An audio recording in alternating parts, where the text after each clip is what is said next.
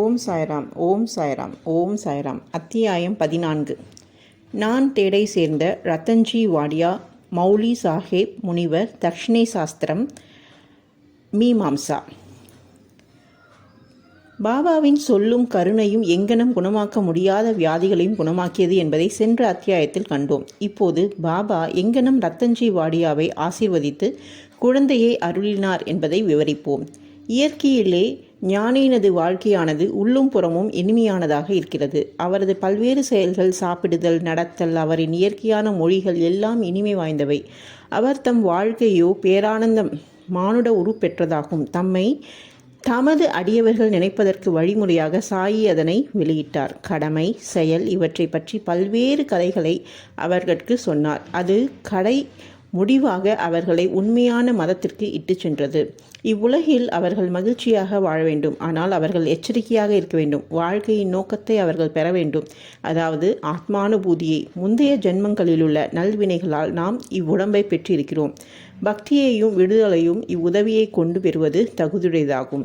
எனவே எப்போதும் நாம் சோம்பலின்றி இருக்க வேண்டும். நமது குறிக்கோளையும் நோக்கத்தையும் பெறுவதில் நாம் எப்போதும் விழிப்பாய் இருக்க வேண்டும். நீங்கள் தினந்தோறும் சாயி நிலைகளை கேட்பீர்களானால் அவரை எப்போதும் காண்பீர்கள்.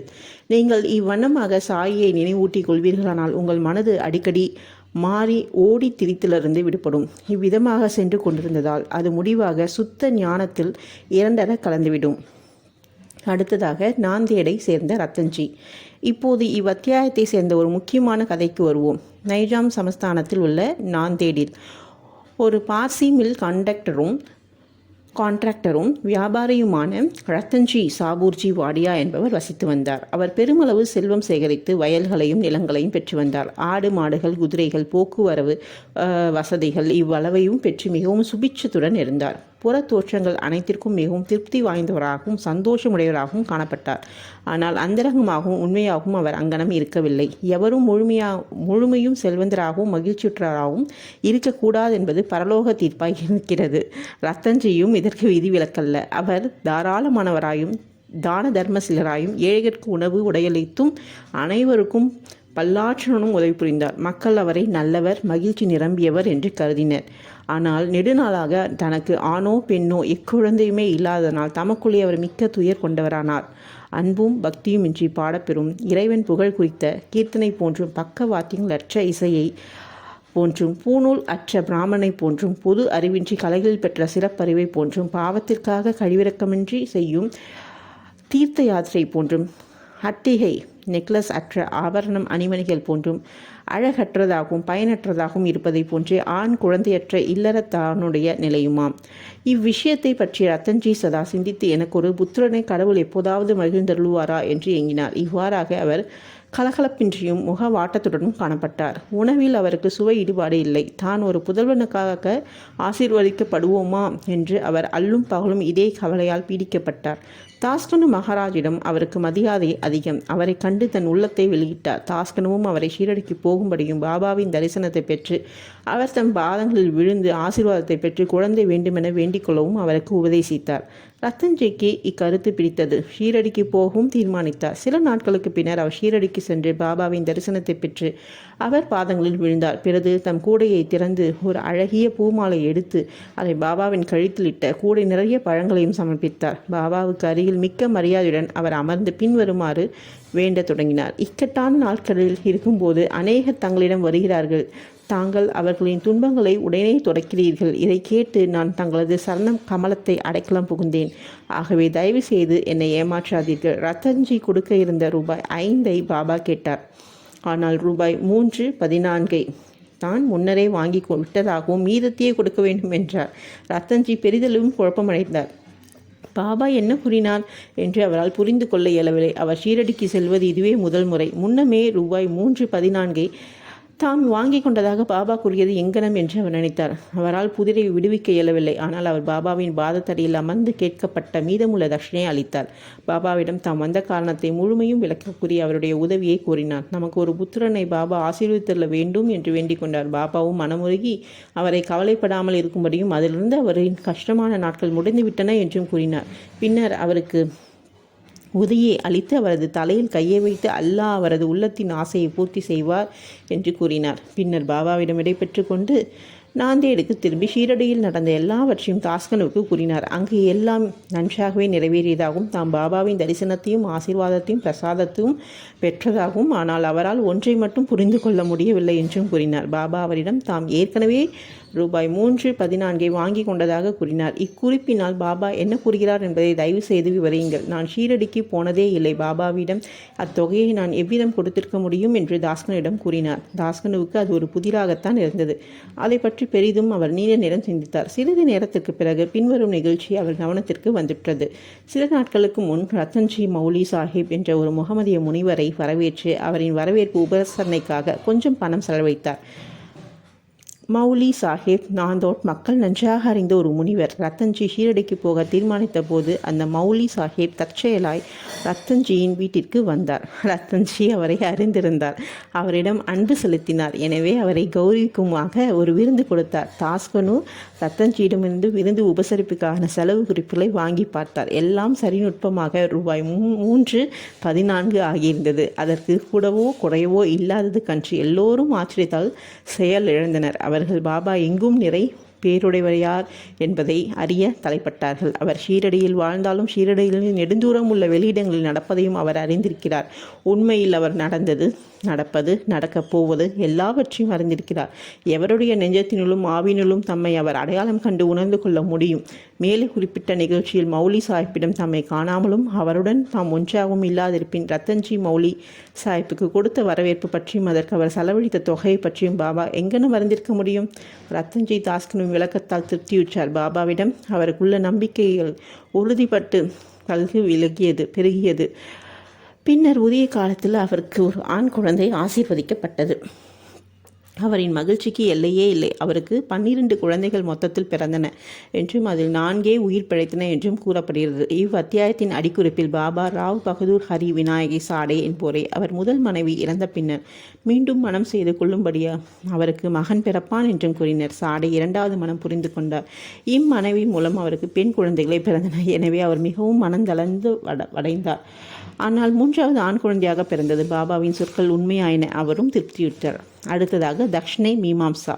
தக்ஷிணை பற்றிய தத்துவம். தக்ஷிணையை பற்றிய சில குறிப்புகளுடன் இவ்வத்தியாயத்தை முடிக்கிறோம். பாபாவை பார்க்க சென்றவர்களிடத்தில் அவர் தக்ஷிணை கேட்டார் என்பது எல்லோரும் அறிந்த உண்மை. சிலர் பாபா ஒரு பக்கிரியாகவும் ஓட்டுடன் பற்றவராகவும் இருந்ததால் அவர் ஏன் தக்ஷிணை கேட்க வேண்டும், பணத்தை பற்றி லட்சியம் செய்ய வேண்டும் என்று வினவலாம். இவைகளை இப்போது விளக்கமாக கவனிப்போம்.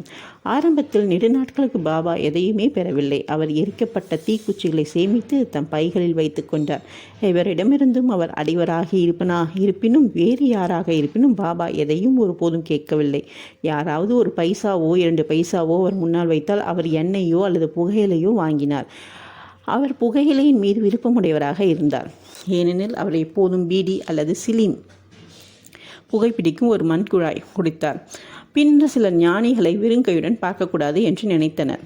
எனவே அவர்கள் பாபாவின் முன்னால் சில செப்பு காசுகளை வைத்தனர். 1 பைசா கொடுக்கப்பட்டால் அதை அவர் பைக்குள் போட்டுக்கொள்வார்.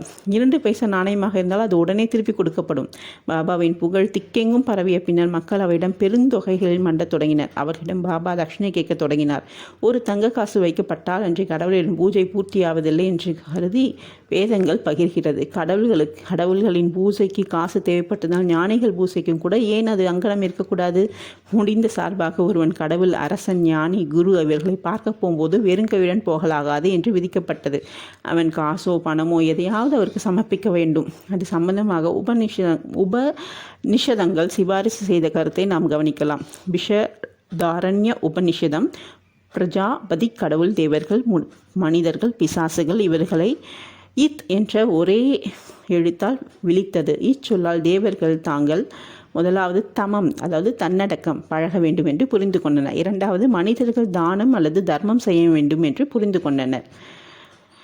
3வது பேய்கள் தயை அல்லது பரிவு செய்ய வேண்டும் என்று புரிந்து கொண்டனர். எனவே மனிதர்கள் தர்மம் அல்லது ஈகை புரிய வேண்டும் என்று பரிந்துரைக்கப்படுகிறது. தைத்திரிய உபநிஷத்தின் குரு தனது மாணவர்களின் தர்மத்தையும் மற்ற பல நல்ல பண்புகளையும் பயிலும்படி ஊக்குவித்து உபதேசிக்கிறார். தர்மத்தை பற்றி அவர் நம்பிக்கையுடன் கொடுங்கள், அது இல்லாமலும் கொடுங்கள், பெருந்தன்மையுடன் கொடுங்கள், அதாவது தாராளமாக கொடுங்கள், பணிவுடன் கொடுங்கள், பயபக்தியுடன் கொடுங்கள், இரக்கத்துடன் கொடுங்கள். தான தர்மத்தை அடியவர்களுக்கு போதிப்பதற்கும் பணத்தில் அவர்களுக்குள்ளே பற்று குறைவதற்கும் அதன் மூலம் அவர்கள் மனது சுத்தம் அடையும்படி செய்வதற்கும் பாபா அவர்களிடமிருந்து தட்சிணை கட்டாயமாக பெற்றார். ஆனால் அதில் விசித்திரம் இருந்தது. அதாவது தாம் வாங்கியதை போன்று 100 பங்குக்கு மேலே திரும்ப கொடுத்ததாக வேண்டும். இவ்வாறாக பல இடங்களில் நிகழ்ந்தது. உதாரணத்துக்கு ஒன்று சொன்னால், பிரசித்தி பெற்ற நடிகரான திரு கணபதி ராவ் போடேஸ் தனது மராத்திய சுயசரிதையில் பாபா தம்மை திரும்ப திரும்ப தட்சிணை கேட்டதும் தனது பணப்பையே அவர் முன்னால் காலியாக்கியதும் இதன் விளைவாக பிற்கால வாழ்வில் தமக்கு ஏராளமான பணம் வந்ததால் தனக்கு பண தேவையே இருக்கவில்லை என்றும் கூறினார். பல சந்தர்ப்பங்களில் தட்சிணைக்கு பாபா பண வகை சார்ந்தவற்றை விரும்பி கேட்காத மாப்பொருளும் உண்டு. 2 நிகழ்ச்சிகள் எடுத்துக்காட்டாக குறிப்பிடலாம். ப்ரொஃபஸர் ஜி நரகேயிடம் பாபா தட்சிணையாக ரூபாய் 15 கேட்டார். நரகே தன்னிடம் பைசா கூட இல்லை என்று பதிலளித்தார். அதற்கு பாபா கூறியதாவது, உன்னிடம் பணம் இல்லை என்பதை நான் அறிவேன். யோக வாசிஷ்டத்தை நீங்கள் படித்து கொண்டிருக்கிறீர்கள், அதிலிருந்து எனக்கு தட்சிணை கொடுங்கள். தட்சிணை அளிப்பதும் என்பதற்கு இந்த சந்தர்ப்பத்தின் பொருளாவது நூலிலிருந்து நீதிகளை உய்துணர்ந்து அவைகளை பாபா வாசம் செய்கிற ஒவ்வொருவர் உள்ளத்திலும் இருந்து கொள்வதெல்லாம். 2வது சந்தர்ப்பத்தின் போது திருப்பதி தர்கட் என்ற அம்மையாரிடம் ரூபாய் 6 தட்சிணையாக கொடுக்கும்படி பாபா கேட்டார். ஏதும் அவள் கொடுக்க இயலவில்லை என்று மனம் வருத்தம் அடைந்தாள். பின்னர் அவளது கணவர் பாபா 6 உட்பகைவர்களே காமம், குரோதம், லோபம் முதலானவற்றை தம்மிடத்து சமர்ப்பிக்கும்படி கேட்டார் என்று அம்மையாருக்கு விளக்கினார். பாபா இவ்விளக்கத்துக்கு உடன்பாடு தெரிவித்தார். தட்சிணையில் மூலம் பாபா ஏராளமான பணம் சேகரித்தார் என்பதும் அவ்வளவு பணத்தையும் அதே நாளில் பகிர்ந்தளித்து விடுவார் என்பதும் அடுத்த நாள் காலை வழக்கம் போல் அவர் ஒரு ஏழை பக்கிரியாகிவிடுவார் என்பதும் குறிப்பிடத்தக்கது. ஏறக்குறைய 10 வருடங்களாக 1000 ரூபாய்களை தட்சிணையாக பெற்று வந்த பாபா பின்னர் மகா சமாதி அடைந்த போது அவருடைய உடம்பில் சில ரூபாய்களே இருந்தன. சுருக்கமாக துறவையும் தூய்மையும் போதிப்பதே அவர்களிடமிருந்து தட்சிணை பெற்றதன் முக்கிய காரணமாகும். பின்னுரை. திரு பி தேவ் என்பவர் ஓய்வு பெற்ற மம்மல்தாரும் பாபாவின் பெரும் அறிவர்கள் ஒருவரும் ஆவார். அவர் ஸ்ரீ சாய் லீலா பத்திரிகை தட்சிணை பற்றி பின்வருமாறு குறிப்பிட்டுள்ளார். 6/26 பாபா எல்லோரிடமிருந்தும் தட்சிணை கேட்கவில்லை. கேட்காமலேயே சிலர் தட்சிணை அளித்ததால் அவர் அதை சில சமயங்களில் ஏற்றுக்கொண்டார், மற்ற நேரங்களில் மறுத்துவிட்டார். சில குறிப்பிட்ட அடியவர்களிடமே அவர் அதை கேட்டார். பாபா தங்களிடம் அதற்காக கேட்க வேண்டும், அப்போதே தாம் கொடுக்க வேண்டும் என்று நினைத்தவர்களிடம் அவர் கேட்டதே இல்லை. பாபாவின் விருப்பத்திற்கு மாறாக யாரேனும் அதை சமர்ப்பித்தால் அவர் தொடுவதில்லை. அதை அடியவர் அங்கேயே வைத்திருந்தால் அதை அப்பால் எடுத்துக்கொள்ளும்படி பாபா அவரை கேட்பார். பக்தர்களின் விருப்பம், பக்தி, சௌகரியம் இவைகளுக்கு ஏற்ற அவர் சிறிய பெரிய தொகைகளை கேட்டார். பெண்கள், குழந்தைகளிடம் அதை கேட்டார். எல்லா செல்வந்தர்களையும் கேட்கவில்லை, அன்று எல்லா ஏழைகளிடம் கேட்கவில்லை. தட்சிணை கேட்டு கொடுக்காதவரிடம் பாபா கோபம் அடைந்ததே இல்லை. யாரேனும் நண்பன் மூலம் தட்சிணை அனுப்பப்பட்டு அவன் அதை பாபாவிடம் கொடுக்க மறந்து விட்டானாயின் அவர் அவனுக்கு அதை எப்படியோ ஞாபகமூட்டி அவனை கொடுக்கும்படி செய்தார். சில சந்தர்ப்பங்களில் தட்சிணையாக கொடுத்த பணத்தில் கொஞ்சம் பணத்தை திருப்பி கொடுத்து அதை பாதுகாக்கும்படியோ அல்லது வழிபாட்டிற்கோ அவரது பூஜை அறையில் வைக்கும்படியோ கேட்டுக்கொள்வார். இம்முறையானது பணம் அளித்தவருக்கு அல்லது அந்த பக்தருக்கு எல்லையற்ற பெருமளவு நன்மை அளித்தது. தான் கொடுக்க நினைத்திருந்ததை விட அதிகமாக யாரேனும் கொடுத்தால் அவர் அதிகப்படியான மீதமுள்ள தொகையை திரும்ப அளித்து விடுவார். சிலரிடம் தாங்கள் முதலில் கொடுக்க நினைத்திருந்ததை விட அதிகமாகவும், அப்படி அவர்களிடம் பணம் இல்லை எனால் மற்றவரிடம் பிச்சை எடுத்தோ கடன் வாங்கியோ அளிக்க சொன்னார். சிலரிடம் அவர் ஒரு நாளைக்கு 3 அல்லது 4 முறை தட்சிணை கேட்டார். தட்சிணையாக சேர்ந்த பணத்திலிருந்து அவர் தமக்காக மிகவும் கொஞ்சமே செலவழித்தார். அதாவது சிலீம் என்ற புகை குழாய் வாங்குவதற்கும் துணி என்ற புனித அடுப்பிற்கு எரிபொருள் வாங்குவதற்கும் செலவழித்து மிச்சம் அனைத்தும் பல்வேறு மனிதர்களுக்கு வேறுபாடும் விகிதங்களில் தர்மமாக பகிர்ந்தளித்தார். ஷீரடி சமஸ்தானத்தில் சிறு சிறு பொருள்கள் எல்லாம் அப்போது இருந்த பணக்கார அடியவர்களால் ராதாகிருஷ்ணமாயின் வேண்டுகோள் யோசனையின் பேரில் வாங்கி அளிக்கப்பட்டவை. விலை மதிப்புள்ள செல்வமிகு பொருளை யாரேனும் கொணர்ந்தால் பாபா சீற்றமடைந்து அவர்களை கடிந்து கொள்வார். நானா சாஹிப் சாந்தோர்களிடம் தமது உடைமைகளை ஒரு கோபீனம், ஒரு துண்டு, ஒரு கஃப்னி, ஒரு தகர குவளை என்றும் அவரை பலர் தேவையற்ற பயனற்ற விலையுயர்ந்த பொருட்களை எல்லாம் கொண்டு வந்து தொல்லைப்படுத்துவதாகவும் கூறினார். நமது பாரமாத்திக வாழ்வில் இருக்கும் இரு பெரிய தடங்கல்கள் பெண்ணும் செல்வமும். பாபா ஷீரடியில் 2 நிலையான அமைப்பு முறைகளை ஏற்படுத்தினார். அதாவது தட்சிணையும் ராதாகிருஷ்ணமாயினும் ஆகும். எனவே பக்தர்கள் அவரிடம் வரும்போதெல்லாம் அவர்களிடம் தட்சிணை கேட்டார். பள்ளிக்கூடத்துக்கு போக சொன்னார். பள்ளிக்கூடம் என்பது ராதாகிருஷ்ணமாயின் வீடு. அவர்கள் இவ்விரண்டு சோதனைகளை நன்றாக தேடினார்களேயானால், அதாவது செல்வத்துக்கும் பெண்ணுக்கும் உள்ள பற்றுக்கிளிலிருந்து விடுபட்டவர்கள் என்று தெளிவுபடுத்தினார்களேயானால், அவர்களின் ஆன்மீக முன்னேற்றம் துரிதமானது. பாபாவின் அருளாலும் ஆசிகளாலும் உறுதியளிக்கப்பட்டது. திரு தேவ் கீதை உபநேஷம் இருந்து புண்ணிய சேஷ்டத்தில் புண்ணிய ஆத்மாவுக்கு கொடுக்கப்பட்ட தர்மமானது கொடுத்தவருக்கு அதிக பலன் அளிக்கிறது என்பதை ஸ்லோகங்கள் மூலம் எடுத்து காண்பித்து இருக்கிறார். ஷீரடியும் அதில் உரையும் தெய்வமான சாய்பாபாவின் தவிர புனிதமானது என்ன இருக்க முடியும்? ஸ்ரீ சாயியை பணிய அனைவருக்கும் சாந்தி நிலவட்டும். ஓம் சாய்ராம், ஓம் சாய்ராம், ஓம் சாய்ராம். அடுத்த அத்தியாயத்தில் சந்திப்போம். நன்றி.